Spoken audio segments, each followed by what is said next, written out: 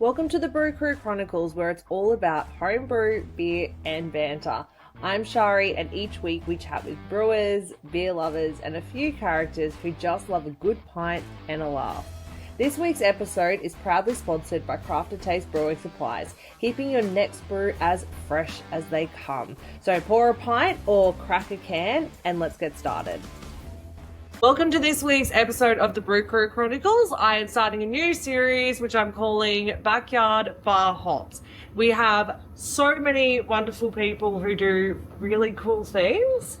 And today I'm with Joad and we're visiting Barnyard Brewing. That's what you call this little space. Yeah. Which is phenomenal. Like when I walked in, I said to you, holy jolly, like this is... People think it's just a storage shed. And it's not. And we, like, this is your kind of like recreational space. We've got an absolutely wicked bar.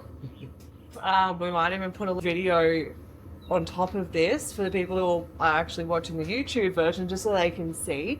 And then I said, where are you brewing? And you took me down to the bottom shed. Yep. And we had a look at that system you've got down there. And so what was the inspiration to have a space like this? So this is my third beer shed, and it's sort of just evolved. Originally it was just having somewhere to make beer and drink it myself, and then it sort of became, well, everyone enjoys it, the whole family enjoys it, so the next one was more of like a little lounge with the brewery at the back, and then now this one, bugger at the brewery can go down the bottom, and this will just be like an outdoor lounge. So we sit out here and watch sport, kids play in the pool, cook, drink, party. It's a wet space, so it doesn't matter if people walk into the pool all wet. What more could you like? Yeah, I know, yeah. A toilet would be good. Actually, that's the only. But you know, the house is right there. It's also like when kids or visitors are wet, not tromping through the house. And we've both already spoken about the fact that we are both a sucker for a Sunday session. Yes. So we're recording this on a Monday, and we both enjoyed ourselves yesterday. This is a good beer, but it's hurting at the moment. But you said you guys hung out here, and that's what I think as well. Like something like this really brings the vibe. Yeah, happens all the time where people come around for a beer and don't leave. Like but yesterday, lunch turned into late night. So it happens all the time, it's good fun. That's why we do it. And so did you start home brewing and then establish things like this? Yeah, I've been home brewing for 15, 16 years. Wow. You started young then. I'm pretty old. I'm older than I look. But do you know what I mean? Like, I think so many people have this idea that home brewing, it's really popular in that like 45 to 55 age gap. Yeah. You're not that old 15 years ago. Do you know what I mean? Yeah. So yeah, like I originally started just with cans making extract because of cost more than anything. And then as everyone says, you either give up or you go the whole way. So went the whole way, and now it's just a hobby, fun. And so you only do all grain now, don't you? Yeah. And a lot of your beers, they are like this one. You said, it's just a basic pale ale. It's more than just a basic pale ale, though, isn't it? Well, the way I measure it, I'm like, if I'm going to go to the pub and have a generic like commercial beer, like it's got to be better than that. Yeah. So if you go you just want a pale ale from the pub, I aim for this to be better than that. But if I'm going to a brewery, obviously it's up a notch, so I like to have hazes and stuff for that, because you go to the pub or the brewery and you're going to spend a lot of money. So we do anyways. So we still do it for special occasions, but otherwise just have it here and experiment here. So I really brought in a lot more of the craft beer stuff this year. It was always something I was interested in, just never really showed. But I think that those type of sessions as well, especially for a brewer like you, Yeah, they do cost a lot of money, but one, they're super fun. But the exposure you get to their stuff, and then the inspiration and what some of them can do, like I don't like calling it home brew. I call it craft brewing. But when you go to somewhere like Range, you're like, you're on another level. How do you make something taste this good? So there's definitely levels to it for sure. But it all depends what sort. Some people like Guinness, so it all depends on what you're into. And so if you were to pick a style, like you've shown me your hazy brewing down there, and you do have quite a few juicy favourites you were saying, you're telling me about. But what's your most favourite beer to brew and drink? To brew, they're all pretty similar, but I probably actually like making the stout the best because it smells the best. That stout, you taste later, it's like espresso and chocolate flavours to drink, and when you're brewing it, it just smells delicious. So that's probably the best to make, but probably the one I drink the least. Like it's, I'm more pale ale and hazy sort, but it's good. So lots of people like to have it there, and it lasts forever because it doesn't get smashed by these. And if anything, it doesn't matter if it sits in the keg for an extended amount of time, especially something like a stout. It's just extra conditioning time. And I know people say, like, once they go into kegs and stuff, it doesn't really condition. I'd like to say that I don't agree with that, because I definitely find, especially those darker beers, anything that's left in a keg for a little while, I think only gets better. For sure, and it's especially more like with styles like this, if it's supposed to be a clear pale ale, but you've got to wait, like it's best after a couple of weeks so that it settles, because you'll still get, with my process, you won't get it looking like that first pour straight out of a keg. Like you got to wait for it to settle out. You'll have a couple of cloudy, and then it comes to how it's supposed to be. So definitely I like it's not like bottling, but my beers are at their best 2 weeks after they've been in keg, I reckon. Yeah, talking to the homebrew club guys, I think one of them said prime time is 4 weeks. Yeah. And I was like, fair, but usually we're emptying a keg at that 4-week mark. Yeah. And it's like, bugger. Like, I do try it out. I don't do any reviews of anything. And Jess just recently did a NEPA. And it is the beer that he's putting in for our homebrew, like, Christmas swap. Yeah, nice. And he's bottled a couple. He said, I want to try it. And I'm like, I won't especially something that's super hoppy. Like, let's not rush it. It's got to be in the bottles for at least 2 weeks. Or the keg, whichever way he's going to do it. Like, let it just do 2 weeks. Yeah. Because that, and I think now he does, like, he tries it when he kegs it, tries it, at a week, 2 weeks. Yeah. Because that, like, 2-3 weeks makes such a difference. Sure. Yep. And especially with something that is super hoppy, like, it almost, sometimes I find they can be almost harsh, and you get a lot of that green. Still get a hop. Matter in there. Yeah. But that 2-3 week mark kind of just makes it creamy, like just like fits all in. For sure. Yes. I agree.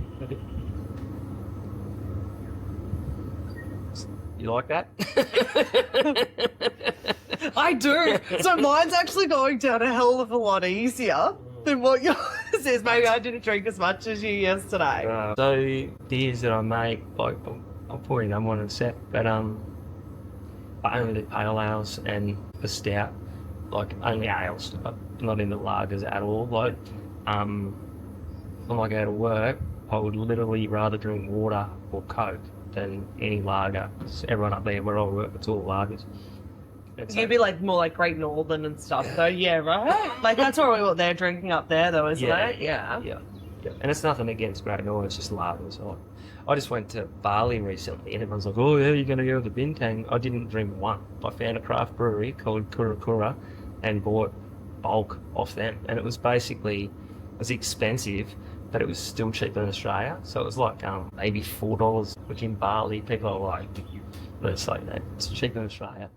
So much. Yeah. Like I'm sometimes when I'm like stocking up on my little craft beer supply, I can pay like 16, 18 bucks a can. Yep. Now, granted, they're 440s, but like as soon as that ABV sneaks up, like 18 bucks for a can, which I don't mind sometimes. And one thing that you do, you share a lot of this stuff, but you also love the other side of like you smoking meats and that, and I guess that's something that gets integrated into a place like this. Yeah, that's what is. I don't know. I just love it. It sucks into the wood and the place smell. It smells like a brewery. It's really great. So yesterday, I don't know if you can smell it. I can definitely smell something like smoke. And you have.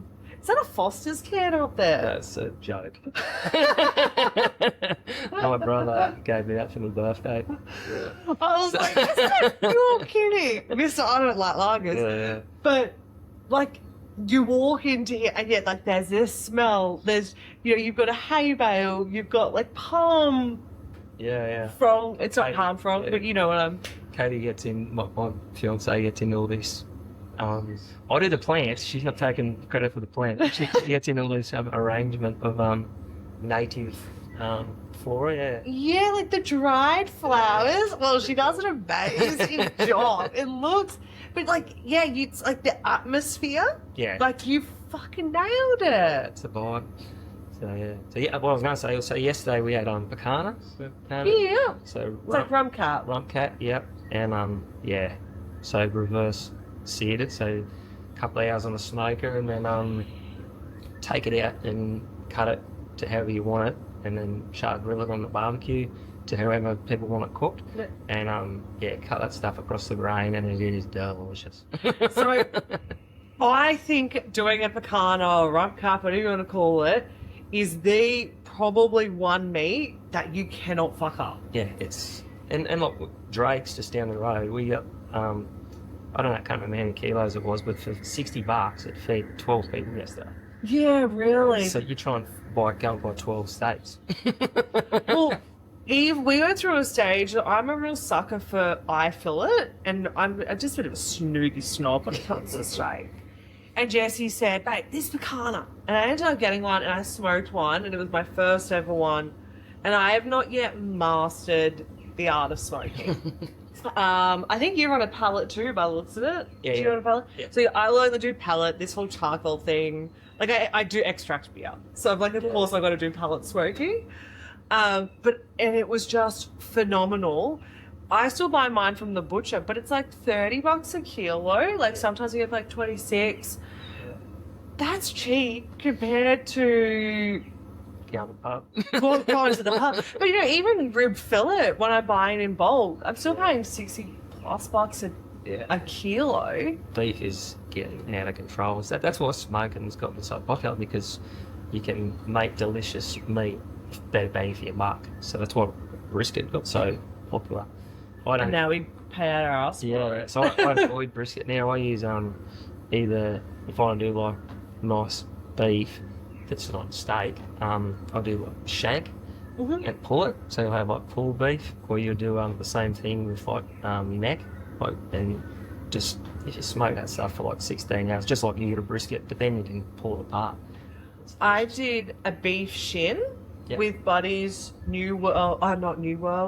Dark World. Yeah. And it was, and I think I like that stuff as well, because I've never quite nailed the brisket. Those pulley meats, they're super forgiving. Yes. And then it also works really well because, you do something like that. Yeah, it takes, 15 or I usually try and hit that like 8 to 10 hour smoke, just because I don't want to be up to barrel starting. But then that also does you for like 2 or 3 different meals through the week as well. Yeah. The fridge is good. Yeah, we do pizzas or tacos and you get to sit there, drink, watch whatever you want, have a swim, and it's just so, it's cost effective, it's something enjoyable, and then it ends up saving you so much time. Yeah, for sure. I definitely think these type of hobbies go hand in hand. It's like a lot of people that I'm now starting to talk to, you might start with the making beer, and then it comes into, it's just ever evolving. Wood fire pizza tea, basically everything you see at breweries. Like, just the food definitely goes with your outlets. Yeah, for sure. Wouldn't be much good if you're doing this and then you're ordering, Uber Eats. or something. So that's good. So I'm not sure if you've seen, I've decided to renovate my garage. Oh, yes. Because I do spend a lot of times at pubs or breweries and I don't do a lot of brewing at home because most of my stuff I do at Crafted Taste. But I want to do some more at home. And I just thought, how am I going to do that? I want to be out, I've got 2 kegerators sitting there, and I was like, no, bugger it. I'm going to cull the garage. And so I did the kegerator section last week. I'm in 2 minds about what I'm going to do with the bar. I think that I have enough faith in myself thinking that I could build a bar. Can't go wrong with timber. And I love like the corrugated iron. Yeah. Just cheap stuff that you can get. Like a lot of this stuff, you just get off like Marketplace or go to friends that are doing renos or whatever. These are fence palings. I was going to say, so like these are obviously repurposed. Yeah. And I wonder if the video will actually show it. They're like weathered and textured, but in the best way, like that. Yeah. Everyone says, if they're just fence palings, how'd you get that? Well, the trick is a hot trick for you, is you just wet them. So when they get delivered on the pallet, I think it was raining when these got delivered, but the last house, I just hosed them down, and when it dries, it's flat. And they don't go grey like you see on fences because they don't set sun. Yeah. So were these new fence palings? Oh, they were. They actually look like they've been reclaimed, don't they? Just Narangba timbers, like just deliberate. It's good. And they're not perfect, which is like none of them are they're not perfect, which is exactly what you want. It wouldn't look right if it was perfect. But this seems like this is how it should be. Yeah, for sure. And then I just realised we're going to do insulation. Yeah. Because it's bloody hot out in the sun. Yeah. I think it's about 28 degrees or something today. Yeah. Well, with He's beautiful. Yeah. Like fans and whirlybirds are a must. So my old shed only had 1 fan.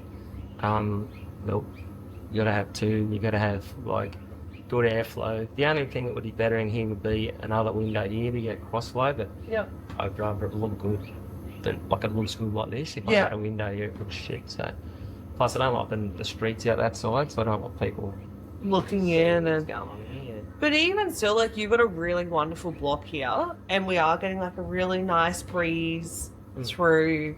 This is, the only thing that we're missing, and so this is going to be my feedback to you.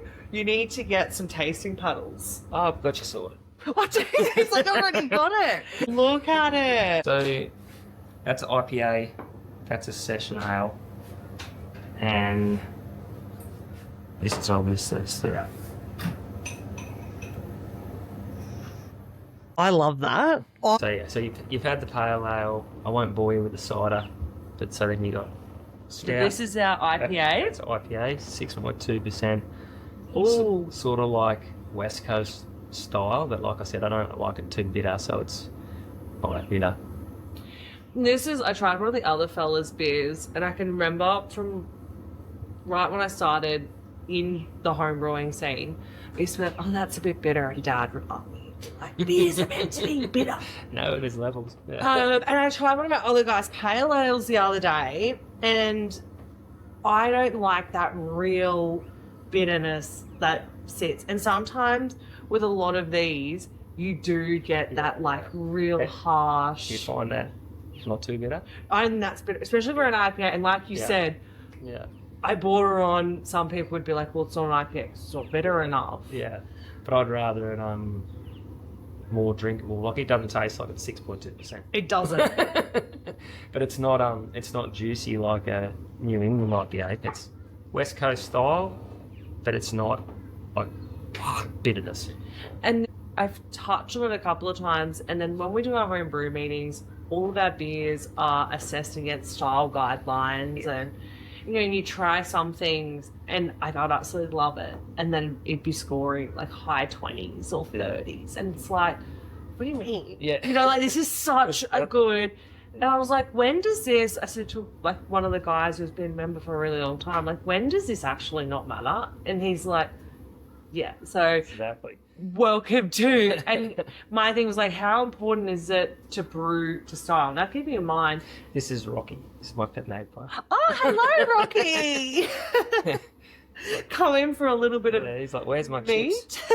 Oh, Chippies is your... That's why he's called Rocky, because he loves Red Rock chips. Oh, really? Oh, like proper potato chips. Yeah.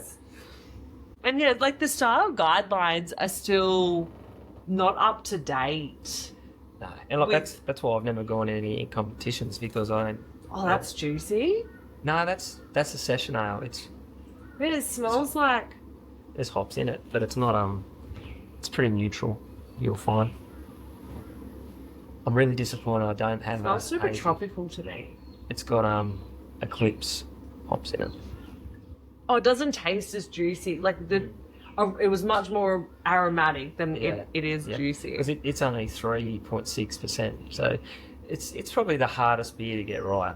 Like, to make a nice mid-strength, what you call mid-strength, like 3.6, it took me ages to get that amount of flavour in it, because it was always, it's not good, not flavourful enough, or like, it's very hard to get all the flavour in it but still keep the alcohol low. And so this is the thing, is because the reason we struggle with that is because alcohol carries our hop flavour. Yeah. And so this is why, I guess if people don't know, mid-strengths are really hard to push that flavour. Unless you're making a lager that's just soda water. Yeah. But one thing that, when I was at Buddy's, I did try a non-alcoholic beer, and the hop flavour, I could not believe how hop forward it was. And I said to Devon, how do you think they achieve that in a non-alcoholic beer? Yeah. And he said, I actually think they'd be probably doing like a hop tea. So brewing the beer and then adding the hop tea probably when they keg it. Yeah. So then that brings down, I guess, definitely the ABV. Yeah. Oh, Rocky. Feed me, or I'll break it right. So that's something that but I think the only thing that you'd struggle with is potentially, would you lose some of that malt flavour? Yeah. That was a balancing act. It used to be maltier, and it was I was just trying too hard. It's just like, to me that's very boring, but it suits the style. If you just want to sit out in the sun, have two of them and drive home, you can. So. Oh, easy. And I think it is. There's something like this also caters for the people who, if you poured your hazy, you and I'd be like, this is so good. Yeah. There's lots of people that are like, are you kidding? Yeah. Yeah, that's right. Something like this, and when you do have a space like this and people are coming over, everyone has a different taste. Yeah. And it's nice to be able to cater for everyone. Yeah. And I think that you do that with this. Yeah. And that's why there's a cider there too. Like, obviously I don't brew the cider. It's actually just one of your Mangrove Jack's kits, but I rename it because I use fermentus yeast and use less decks in it. Like, I make it a bit my own sort of thing. But it's still just Mangrove Jack's. But it's good to have there. It's because, you know, if someone didn't like beer, there's cider there. Well, you can drink water. The other thing though, and it's like, you know, it's only Mangrove Jack's, but that's what's great about extract kits, or like your cider kits, your ginger beer kits. You can use it as a base and you can take it anywhere. And so, like, do you potentially want to do an extract cider kit, but then you add in cloudy apple juice or cloudy pear juice, or, you know, it doesn't have to be, just a Mangrove Jack's kit. You can make it into... What's actually really funny is we did a homebrew competition, and I think there was about 8 or 9 entrants. We had, most were all grain. We had a couple of extract, and we had a cider. And when the cider got submitted, someone said, I thought it was a beer competition. And I said, well, do you know what? Like, This is really just about us being able to give back to home brewers, to be like, hey, thanks for brewing, thanks for going to your brew shop and whatever. Needless to say, I had Reese, which is the head brewer of Buddies, and we had Chris, which is one of our homebrew club guys that has his BJC, the beer judging thingy-majiggy. And both of them scored the side of the highest. Yeah, and they couldn't believe it. And then when they were told that it was actually a Mangrove Jack's limited edition cider kit, they were like, are you kidding me? We, as all grain beer brewers who don't like cider, have just taken this extract cider kit. And I don't know whether he brewed it specifically just the kit decks, or I'm not sure what he did. But that took out... That's crazy. Isn't it? Do you want me to pour a little one? When you're brewing a stout, what yeast is your choice? That's got just US04 in it. But it's all about the grain bill. Like, we'll get the espresso, chocolate flavours in it. So, and there's like a velvet feeling that you get. Yeah, I'm pretty stoked. I'm not a huge stout drinker, but it's pretty good. I feel like sometimes some stouts are really thick. That's why I asked what yeast you use, because it almost, for me, it's heaps more sessionable. Than some. Well, it's 5%, so it can creep up on you. Because the same thing, it doesn't taste that alcoholic. But oh, yummy! Yeah, and it's really good because it cleanses your palate. So if you try the IPA now, after that, you'll get heaps more flavour. So different. The only thing, I see a lot of people drinking their stouts cold and then waiting for them to warm up. Have you? You've never done it? No. So I'm just not sure. I've actually got, I think it's a peanut butter stout. I don't know what it is. It's definitely a stout. I think it's peanut butter. It's a flavoured stout. And it's a 440ml can. And I did throw around the idea. I'm Australian. So that after drinking hot beer, it doesn't. But apparently the flavour of your dark beers changes dramatically. Yeah, right. So there's something to consider. It won't take long for that to heat up, though, will it? See, that's just like apple juice, isn't it? Yeah. So only 4%. And the only other thing I did was, like I said, I think it's got US 05 yeast, just to make it a bit crisper and it's I don't know. I'm not a cider drinker, but people seem to like it. And it's just cheap and easy to have there. So I think the one reason I don't like ciders is because of that like sulfatey, winey flavour. winey sort of thing, yeah. And that's, I guess, the advantage when you switch over something like US 05. You can still have a really nice brewed cider without that winey taste. It still smells a bit winey, though. Do you find that? Yeah. Like, I don't like cider. Like, but, like, people that do like cider drink it and they go, yeah, it's fine. Like, it's, it's not world beating, but there's 19 litres of there. It's like 40 cents a schooner, so it's worth it. Yeah. I think that's really yummy.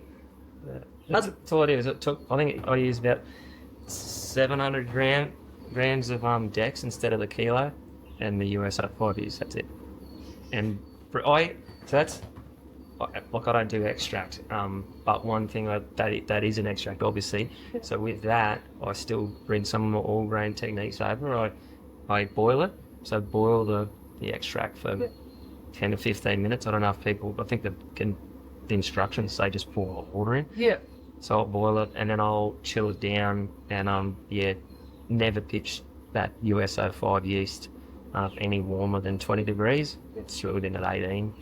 And I think I fermented it a bit colder, like maybe 16 degrees. But it cleans it up. Like US 05 loves to be cold, I've found. Yeah. And I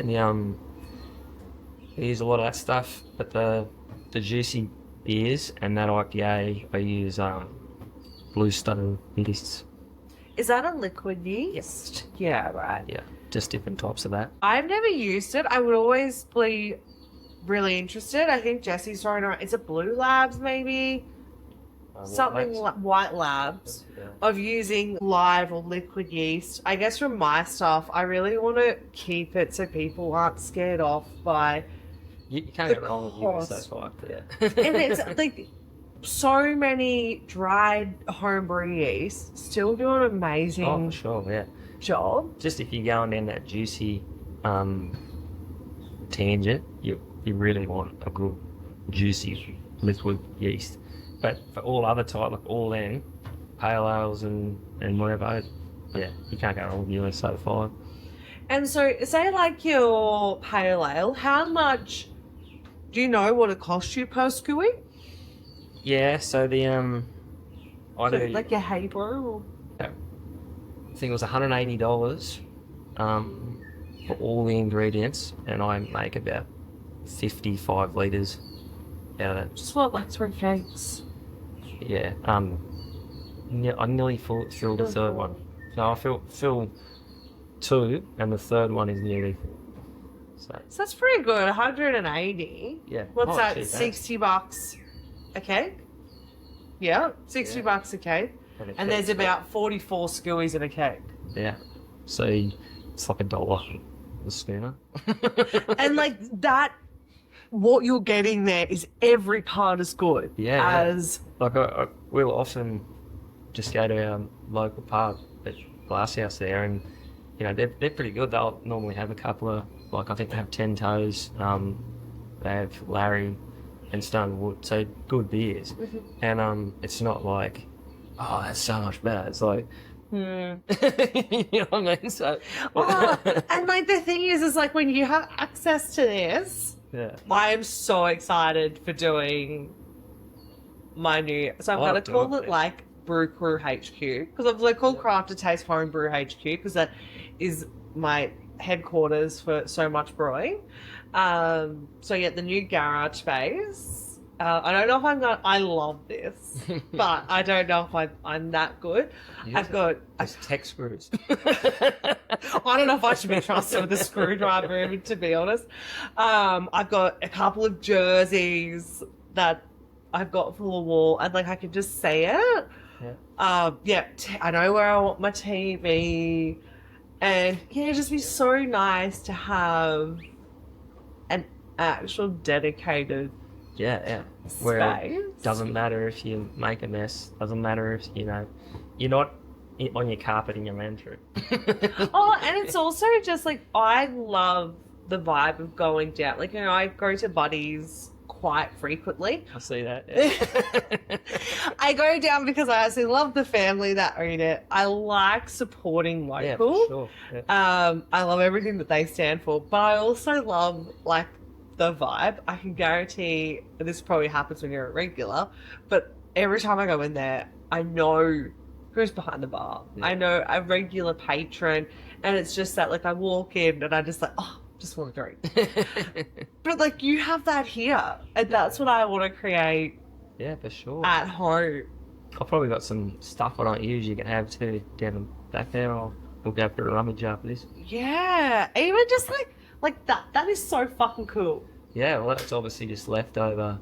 Yeah, you just dumped it up there. Yeah, and make it looks, like a. So at night it goes to another level. It's so much nicer. especially with a little light. Yeah. It's really good at night. So that was making that more feel like the bar. Yeah. And then yeah, kitchen dining lounge. Love it. Awesome. So, closing statements. Yep. What would you like to share with people who are just starting out brewing, are considering brewing, or are like extract at the moment and going, do you know what? You are my inspiration. This is what I want to achieve. The biggest myth that I believe for ages was it took me.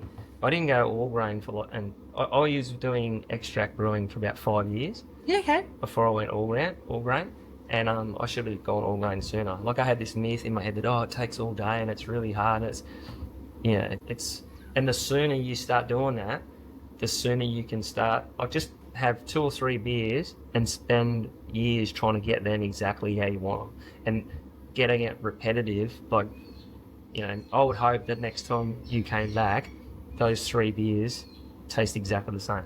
That's, you know, then you can experiment, you know. So I've got like 14 recipes, but 6 of them like a nail. The other one's like, that's really good, but it doesn't taste like it did last time. And the type of brewing you're doing now, it's not just because it's cheap piss. No. Like, you've gone, this is my hobby, and I want to absolutely perfect it. Yep. Just get your process down, and, you know, a whole brew. It's like any brewer will tell you, the cleaning is 90% of the work. Yeah, fresh ingredients, good sanitation, halfway there. Yeah. It's not that hard, is it? And then you could be one day sitting in a beautiful space like this with, what have we got, 6 things on tap, our own little tasting panel, living your best life. Well, thank you for joining me today. No worries. I'm super excited to kind of go on this little bar hop series and see what everyone has. Or just scoping out some other people's ones. This is the first. Will it stay the best? It's absolutely stunning. I love what you've done. Everyone likes different things, so, you know, could be totally metal, or, you know, like different, what's the word? Themes. Different themes, yeah. This is just I just like wood and rustic stuff, so. And you've bloody nailed it. Awesome, thank you. No worries.